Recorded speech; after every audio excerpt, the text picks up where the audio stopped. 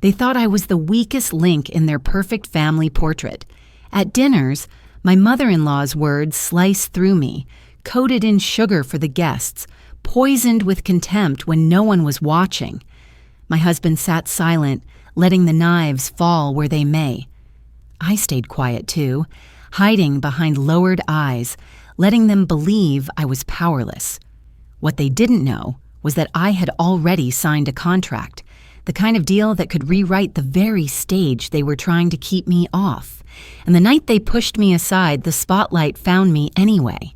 The night I first stepped into the Collins estate, I thought I had crossed into another world. Crystal chandeliers scattered light like shattered stars. Violins played softly in the corner, and every corner of the hall glimmered with wealth. I was introduced as the new bride, the one who had finally given their son the respectable marriage his family claimed he needed. Faces turned toward me, smiling too wide, words syrupy sweet. "She's beautiful," someone whispered, "a real golden daughter-in-law." I smiled back, trying to believe the fairy tale I had walked into. For a moment, I let myself breathe it in, the clinking glasses, the admiration, the sense of belonging. My dress shimmered under the lights, and I felt almost untouchable. But then I caught her eyes, my mother-in-law's. She was standing just behind me, her lips frozen in a smile while her gaze cut sharper than glass. That look said everything the room could not hear. I was not one of them. Later that night, I pulled out my phone and posted a photo, me holding a champagne flute surrounded by elegance. The caption read, "New beginnings with family." The likes poured in, friends commenting on how lucky I was. Yet when I zoomed into the picture later, I saw her reflection in the background, her lips curled not in joy, but in disdain. I didn't know then that the photo would one day become proof of the illusion I was living. The following evening, the family hosted a dinner in my honor. I thought it would be warm, celebratory, a chance to be welcomed into their circle. Instead, it became a silent tribunal. My mother-in-law sat at the head of the long mahogany table, her silver cutlery glinting under the chandelier. Between polite sips of wine, she began her interrogation. "So, Sarah," she said sweetly, "tell us again about your previous career. What exactly did you do before marrying into our family?" I cleared my throat. "I ran a consulting firm, small but successful." "Successful?" She tilted her head, the word lingering in the air like smoke. "And yet you sold it. Strange timing, don't you think?" The room quieted, eyes turning toward me. I could feel the heat rise in my chest. My husband, seated beside me, gave a stiff smile, but said nothing. He cut into his steak as if the question had not been aimed at me at all. Another voice joined in, his sister, with a coy smile. "Do you think you'll ever go back to work, Sarah? Or are you comfortable as you are now?" Her eyes flicked to my wedding ring. The laughter that followed was polite, but it burned. I smiled tightly, trying to appear unshaken, but inside, something cracked. I realized this wasn't a dinner. It was a test, a performance staged to measure my worth. When the plates were cleared, I excused myself to the powder room. On the way, I passed the side hallway where voices drifted in. I stopped, hidden by the wall. "She won't last," my mother-in-law's voice said, low and certain. "We'll test her loyalty at the gala. If she refuses, she'll show her true colors. And if she accepts," it was my husband's voice this time, hesitant, "then she'll learn her place, just like the last one did." A silence followed, heavy and cruel. My heart pounded. The last one? I pressed closer, straining to hear. "Don't forget," my mother-in-law continued, "we made Jennifer walk off that stage in shame. She never recovered. This one will be no different." The words slammed into me. My breath caught in my throat. Another daughter-in-law, humiliated, broken, erased. Was that to be my future? I stepped back, my heels echoing on the marble, my reflection in the gilded mirror staring back at me. The woman in the glass looked elegant, polished. Every inch the golden bride they wanted the world to see. But behind her eyes, a storm had begun to form. I returned to the table, my movements careful, my smile fixed. Inside, the illusion had shattered. They thought I would be easy to break. They didn't know yet that I had weapons they couldn't see. That night, lying in bed beside my husband's steady breathing, I replayed every word. My chest tightened, but not with fear. It was something sharper. Anger. Resolve. If they wanted a game, they would get one. But I would not play by their rules. And somewhere, deep down, I made a silent vow. I would never walk off any stage in shame. In the days following that dinner, I played the part they expected of me. I smiled when spoken to, nodded at my mother-in-law's instructions, and accepted the subtle jabs hidden in her compliments. To anyone watching, I was the quiet, compliant wife who had traded ambition for a wedding band, and that was exactly what I wanted them to think. Behind closed doors, I began stitching the pieces of my old life back together. Late at night, while the house slept, I opened my laptop and logged into accounts I hadn't touched in months. My investment portfolio blinked back at me. Silent numbers, dormant assets waiting for command. I contacted an old associate in San Francisco, another in New York. Their voices carried a warmth I hadn't felt in weeks. "Sarah, I thought you disappeared." "Not disappeared," I replied, "just preparing for the right moment." The truth was, I had never been powerless. I had only hidden that part of myself, convinced I needed to blend into their world to be accepted. But now I saw the truth. Acceptance was a mirage.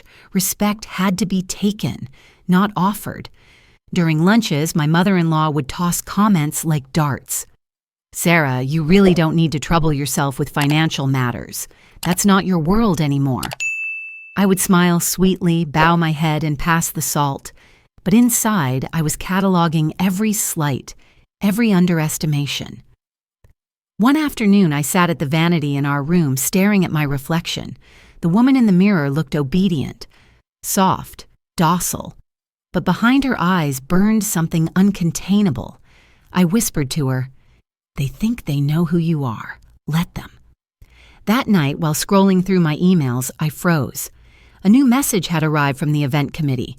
Subject line, sponsorship confirmation. I clicked it open. The words blurred for a moment before sharpening. "Dear Mrs. Collins, we are pleased to confirm your position as the primary sponsor for the Collins Family Gala." My heart pounded. I hadn't only secured a seat at their table, I had bought the table itself.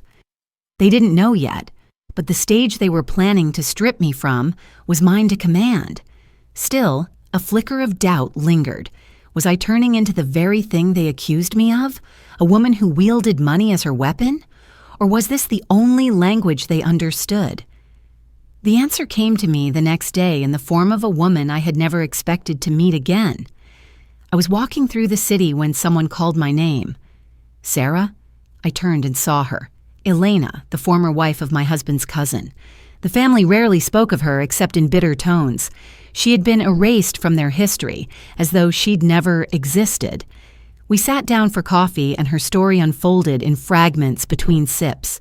She had once believed in them, too, until the family destroyed her through financial manipulation, cutting her off from her own savings, forcing her to leave in disgrace. Her eyes glistened as she leaned forward. "They will do the same to you. They always do." A chill ran through me, but also a spark of recognition. I wasn't alone. I wasn't the first. And maybe, just maybe, I could be the last. I confided in her, revealing that I had secured the sponsorship. She stared at me, stunned, then smiled for the first time in our conversation. "Then you have what none of us had, their weakness in your hands." The weight of choice pressed down on me. I could use my position to humiliate them, to strike back with the same cruelty they had shown me. Or I could save the gala, uphold their reputation, and prove myself better than them. The decision haunted me, circling in my thoughts as the night of the event drew closer. I wasn't sure yet which path I would choose, only that the choice itself gave me power. Then, as if fate were listening, another email arrived. this one from the master of ceremonies himself. My eyes traced the words slowly. Per your request, we are prepared to announce the primary sponsor publicly on stage. Please confirm. I read it twice, then a third time. Publicly. My name, my identity, spoken into a microphone before the very people who wanted me silent. I closed my laptop, my hands trembling. The decision was no longer just mine. It had already been set in motion. The night of the gala arrived draped in glitter and pretense. From the outside, the Collins family gala was a celebration of legacy, decades of philanthropy, community, and power. Guests in black tie attire filled the ballroom, the air thick with champagne bubbles and whispered deals. For the first time in weeks, I felt a surge of hope. Tonight could be the night everything shifted. But hope is fragile, easily shattered. I slipped into the dressing area behind the stage, the hum of conversation vibrating through the walls. As I adjusted my gown, a stagehand passed by carrying a microphone. My eyes locked onto it. There, taped to its side, was a folded note with my name. Curiosity prickled my skin. When he set it down, I unfolded the paper with trembling hands. Inside were the words, "Ask her about the deal she made. Ask her about the partner she betrayed." My blood ran cold. It was a reference to a rumor from years ago. A false story spread after I had exited my company. A former partner had accused me of abandoning the team, of cashing out for myself. None of it was true, but the stain had lingered, whispered in dark corners of the industry. And now it was about to be resurrected in front of hundreds of people. I clenched the paper, my breath shallow. Who had planted it?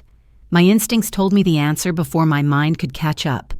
Later, while waiting in the wings, I caught my husband's eye across the room. He was speaking to one of the coordinators, his hand gesturing toward the stage. When his gaze met mine, it didn't hold the warmth of a partner.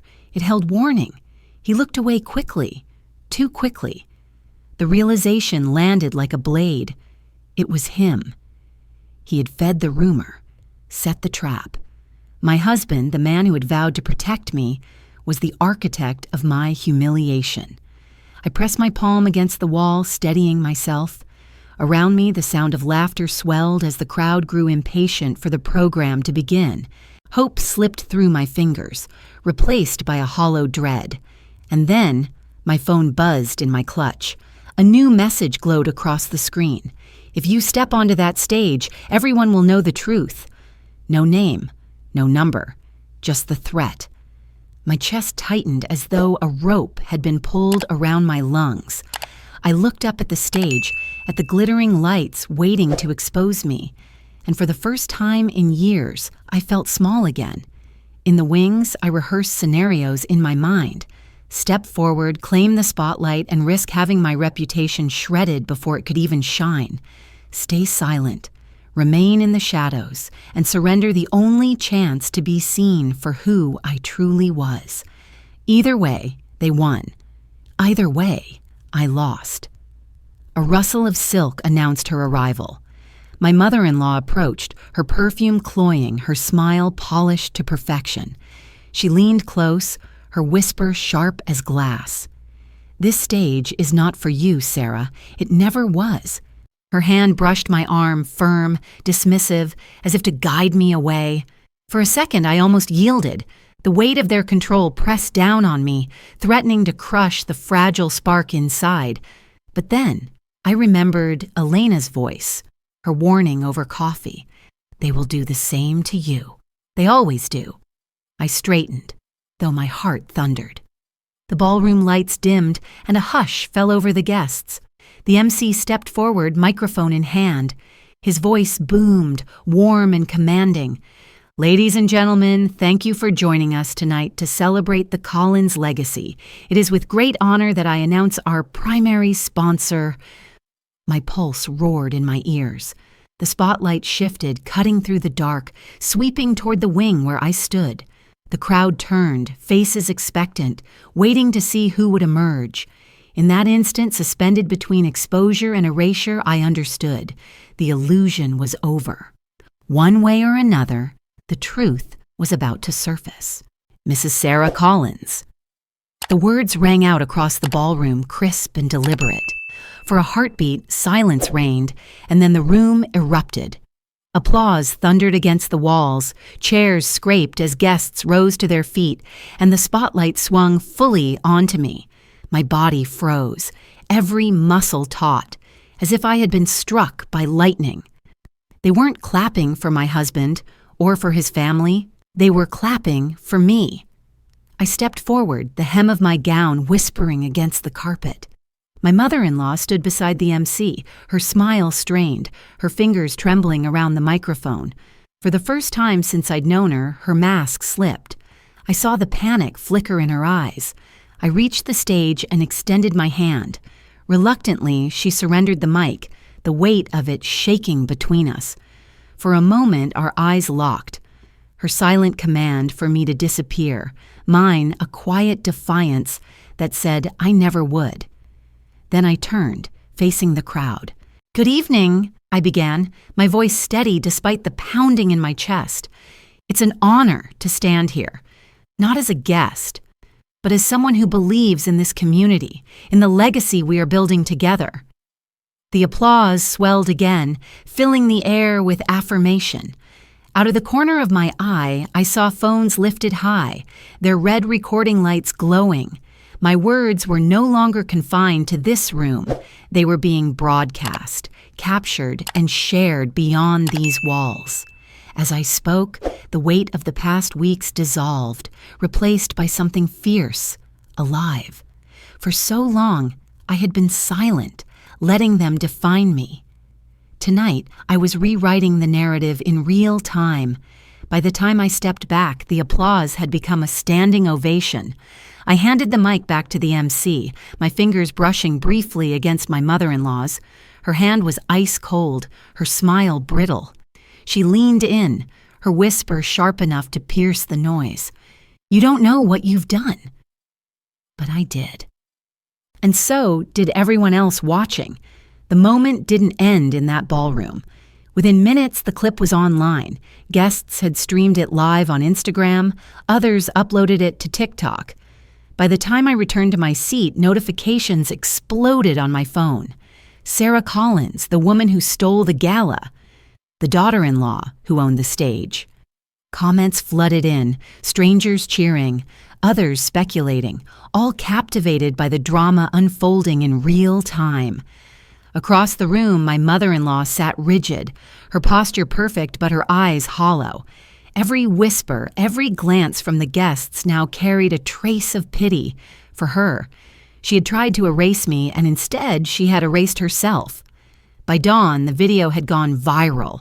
Millions had watched me take that microphone. Millions had heard my name announced. The Collins family, once revered, was now the subject of memes and ridicule. My mother-in-law's disapproval, once a weapon, had become her own undoing.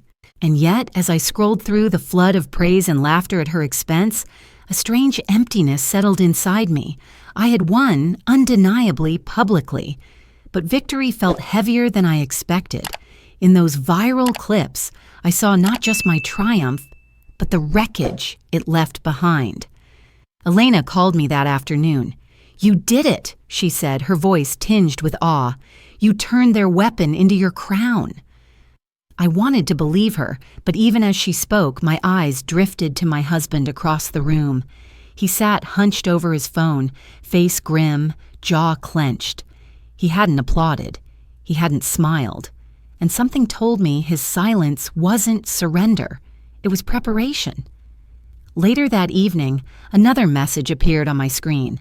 Not from Elena, not from a supporter, but from a source I didn't recognize. Only one line. "Your husband has been hiding something bigger than your mother-in-law ever could." The words chilled me. Bigger. I stared at the message, my pulse quickening, the taste of victory suddenly bitter. I thought I had uncovered every weapon, every betrayal, but the warning told me otherwise. As the sun dipped behind the skyline, I realized my fight was far from over. The gala had been only the beginning. The real game, the dangerous one, was still waiting. The morning after the gala, I woke to hundreds of notifications. Clips of me taking the microphone had exploded across every platform. Headlines splashed my name in bold fonts. The daughter-in-law who stole the spotlight, and Sarah Collins, silent wife no more. For a moment, I let the adrenaline wash over me. I had become a phenomenon overnight, a symbol of defiance, the woman who rose when they tried to bury her. But fame carries a shadow. By afternoon, the narrative had shifted. Blogs and tabloids picked apart my past, dissecting every decision I had ever made. Gold digger or genius, one headline read. Comments filled with both praise and venom. She played them perfectly. She's just in it for the money, a manipulator disguised as a victim. Colleagues from my former firm chimed in. Some defended me, but others seized the moment to tarnish my reputation. Sarah abandoned us when we needed her most, one ex-partner claimed in a viral interview. I watched the video in disbelief, my stomach tightening. The more successful I appeared, the more ammunition they found, and the family retaliated in their own way. Elena called me, her voice trembling. "They've thrown me out," she confessed. "Your victory was the excuse they needed. They told me I was poisoning the family with my bitterness." The line went quiet for a moment before she added, "Be careful, Sarah. They'll come for you harder." Her words proved true faster than I expected. That evening, an anonymous file was dropped into my inbox. Inside were documents linking me to significant financial transfers into the Collins family company, my own investments, made quietly months before the marriage. The emails were framed to suggest manipulation, as if I had funneled money in with the intent to seize control. At first I thought it was a bluff, but then I saw the signatures, the dates. They were mine, real, twisted against me. I felt the blood drain from my face. If this leaked, the narrative would flip again. I would no longer be the underdog who triumphed, but the predator who schemed her way into a family's fortune. My chest tightened. I had wanted power, and now it threatened to devour me. I confronted my husband that night. He sat in his study, scrolling through news coverage, his face illuminated by the cold glow of the screen. "Did you know about this?" I asked, holding the printed documents. He didn't look up. Of course.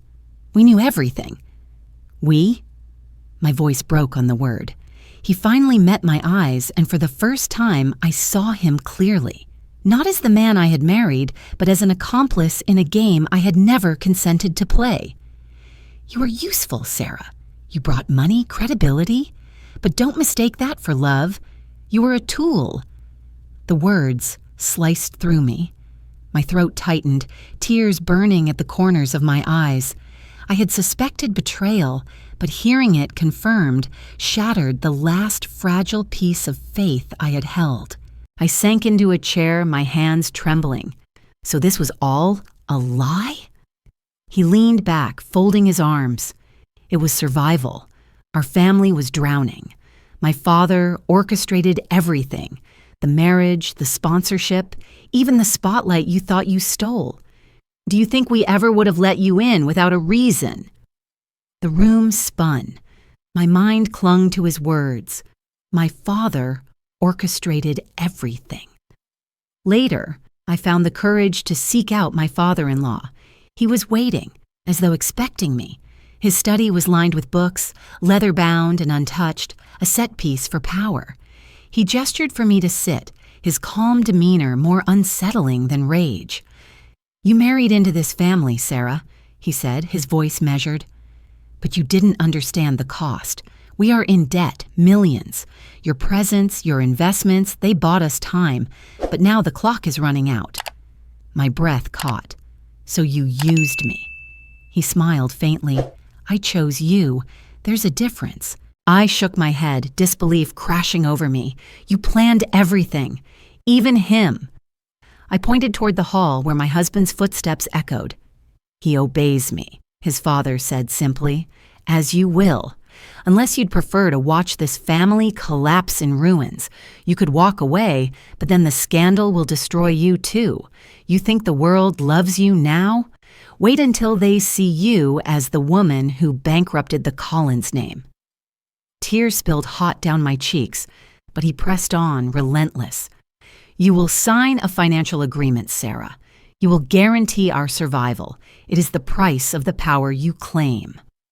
The folder slid across the desk, its papers crisp and heavy. My name was already printed at the bottom, awaiting my signature. I looked at it through blurred vision, the ink swimming before me. My choices were suffocatingly clear: protect myself and let the Collins family fall, or save them and surrender the last piece of freedom I had left. My father-in-law leaned back, patient, knowing. "Decide, Sarah. Tonight." The room closed in around me. For the first time, I felt truly broken. Not because they had won, but because I realized the man I loved had never been on my side. My chest heaved, silent sobs breaking loose. Love, trust, even the illusion of safety. It had all been a calculated deception. I gripped the pen with trembling fingers, the weight of the decision pressing down like chains. The pen hovered above the paper, my hand trembling. My father-in-law's eyes bore into me, cold and unyielding. The contract seemed to weigh 1,000 pounds, every line binding me tighter to a family that had never seen me as anything but a bank account. My tears blurred the ink until it swam on the page. For a moment, I almost gave in.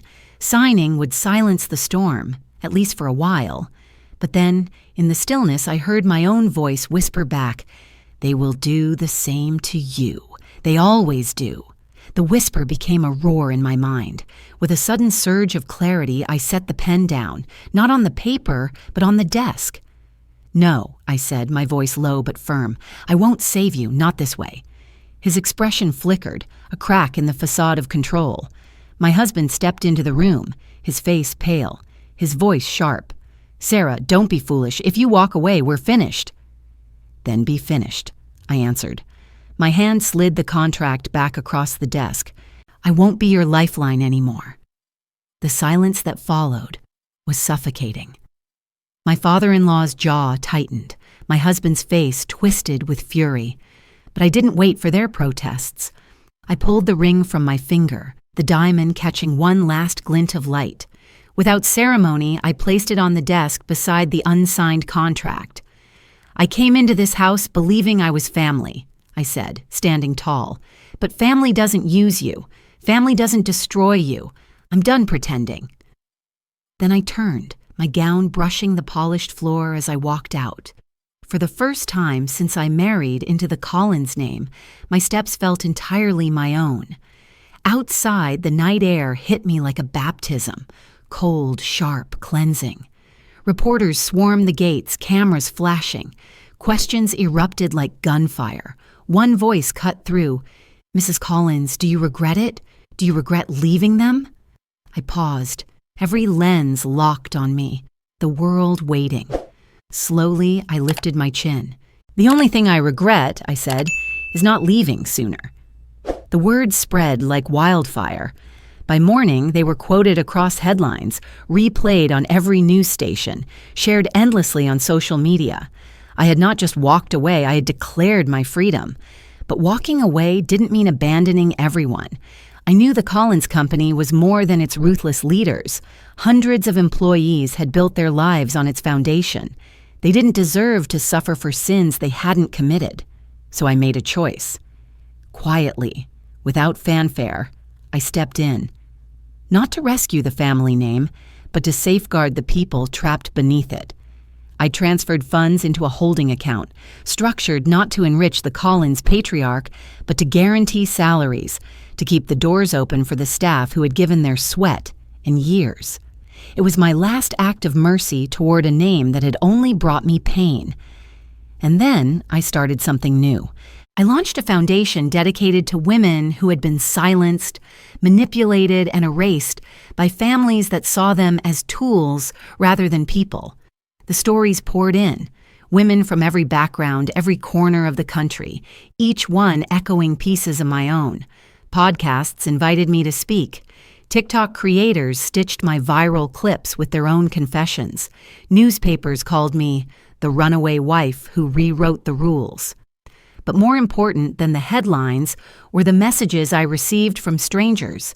Because of you, I left. Because of you, I started over. Because of you, I finally believe I can be free. One afternoon, I walked into a crowded hall filled with women who had gathered under the banner of the foundation. As I stepped onto the stage, applause swelled. Not forced, not rehearsed, but real. I looked out at the faces, at the fire in their eyes, and for the first time, I felt the weight lift entirely from my shoulders. I wasn't the discarded daughter-in-law anymore. I wasn't the silent wife. I was Sarah Collins, the woman who had walked away and in doing so, found a greater stage than I ever could have imagined. And as I looked into the cameras, knowing the world was watching again, I offered the truth I had fought so hard to earn. Victory, I said, is not when they lose. It's when we walk away free. The room erupted, a wave of voices rising to meet mine. I felt it then. The transcendence, the rebirth. I had left their empire of glass, and in its place I had built something unbreakable. The Collins name might crumble, but my story would not. And that, I realized, was the only legacy worth carrying,